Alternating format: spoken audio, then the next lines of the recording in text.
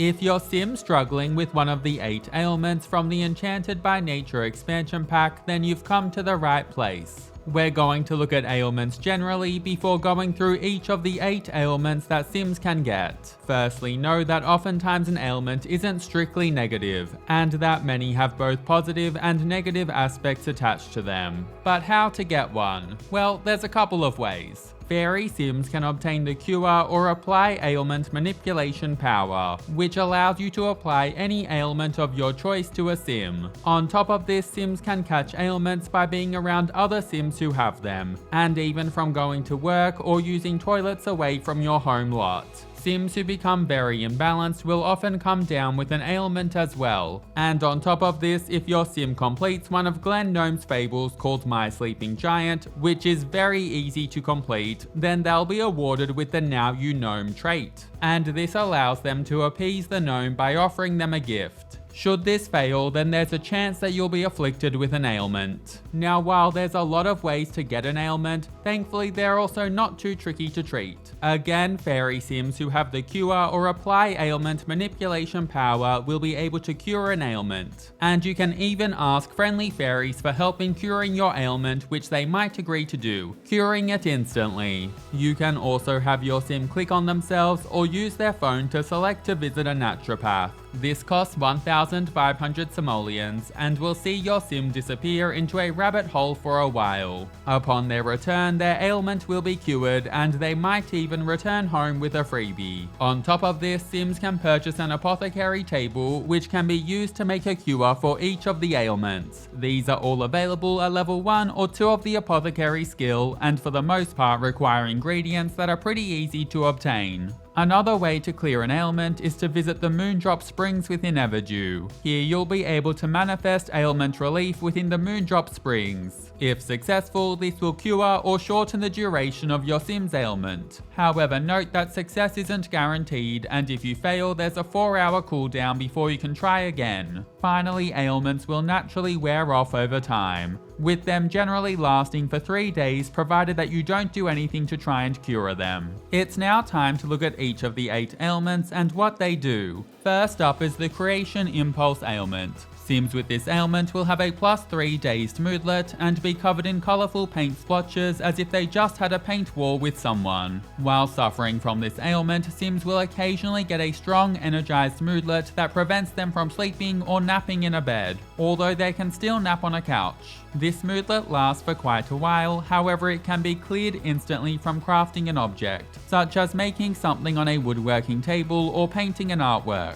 And of course, once cleared, you can sleep in a bed once again. Next, we'll look at the Emotional Void ailment. Sims with this ailment will have a +3 fine moodlet, and additionally their skin will look like it's partially turned to stone. Importantly, no matter how strong a sim's other emotions are, this fine moodlet will always override them, keeping their mood in a fine state. On top of this, if other sims spend too much time around them, then they'll also get a fine +1 Caught in the Void moodlet that will override their other emotions and keep them in a fine state for its duration. Thankfully, that moodlet's pretty short. Moving on now to the Gnome Lure ailment. Sims who have this ailment will gain a happy +3 moodlet and their skin will turn reddy pink with white splotches. When sims suffer from this ailment, they'll summon random gnomes onto your lot from time to time. If these have a halo around their head, then they'll help you in some way, and you'll be able to hover over them to see their role. For example, they might help you with gardening, cleaning, repairs and upgrades, or even by protecting you from enemies and even the Grim Reaper. In particular, I think that repair and upgrade gnomes are incredible for upgrading your house. And gardening gnomes will even leave behind gifts like seed packets for you as well. Just be warned, because you can lure some evil gnomes with flames above their heads who will cause absolute chaos around your house. They'll spawn trash piles,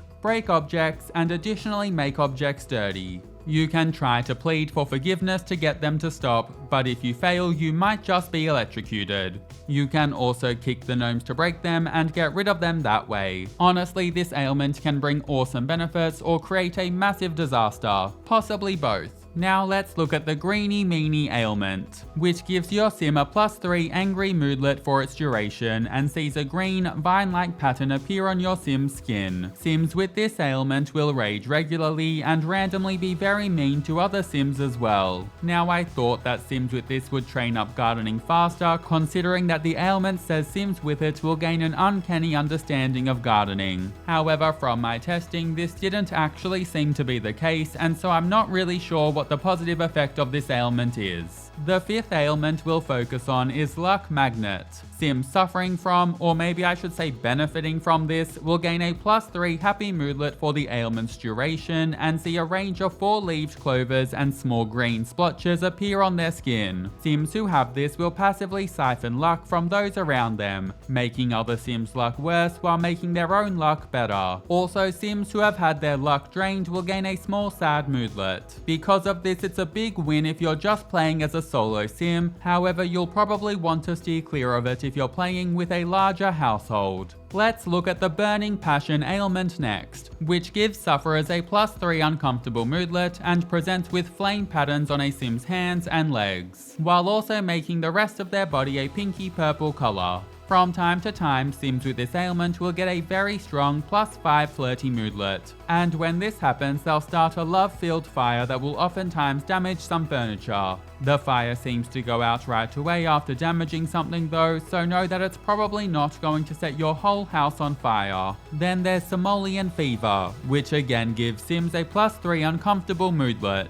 This ailment presents as coloured simoleons and small dots covering a sim's arms and upper body, and it really has one main benefit: to provide you with some simoleons. Sims who have this will periodically cough up some simoleons, getting an additional uncomfortable moodlet when this happens. While this is a handy simoleon boost, it isn't quite your path to riches, as I found my sims were generally throwing up around 50 to 100 simoleons every few hours. The final ailment we need to look at is sonic sinuses, and again this gives your sims an uncomfortable +3 moodlet while making their skin appear splotchy. This will lead to sims letting out a very sparkly sneeze from time to time, breaking objects around them when they do. However, on the flip side, sims affected by this will also repair objects around 25% faster. It's also mentioned that sims with this ailment will train up their handiness skill faster too, but when I tested this it was a very minimal boost. Like maybe 5 to 10% faster, but it was honestly hard to tell. In short, I wouldn't try to get this ailment just to train up handiness because it's not really worth it. And that's a look at ailments in The Sims 4,